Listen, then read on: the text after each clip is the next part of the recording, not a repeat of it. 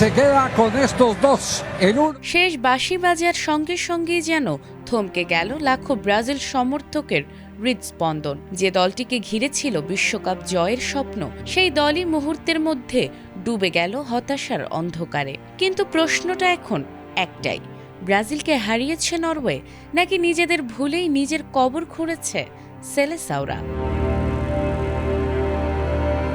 New জার্সিতে নরওয়ের কাছে 2-1 গোলে হেরে 2026 বিশ্বকাপের শেষ 16 গণ্ডি পেরোতে পারল না 5 বারের বিশ্ব চ্যাম্পিয়নরা। আর্লিং হাল্যান্ডের জোড়া গোল নরওয়েকে শেষ 8-এ তুললেও ব্রাজিলের বিদায়ের পেছনে নিজেদের ভুলের তালিকাও কম নয়। শুরু থেকেই রক্ষণাত্মক কৌশলে খেলেছে কার্লো আনচেলত্তির দল।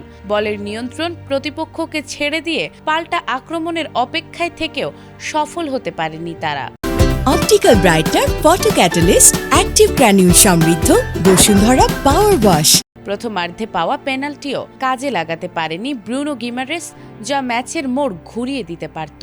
1986 সালের পর বিশ্বকাপে প্রথমবার কোনো ব্রাজিলিয়ান পেনাল্টি মিস করলেন। আক্রমণ ভাগেও ছিল হতাশার ছবি। ভিনিসিয়াস জুনিয়র কয়েকবার সুযোগ তৈরি করলেও শেষ মুহূর্তে সিদ্ধান্তহীনতায় ভুগেছেন। বদলি হিসেবে নেমে এন্দ্রিকো সহজ সুযোগ নষ্ট করেন। সবচেয়ে বড় ভুল ছিল হাল্যান্ডকে থামাতে না পারা।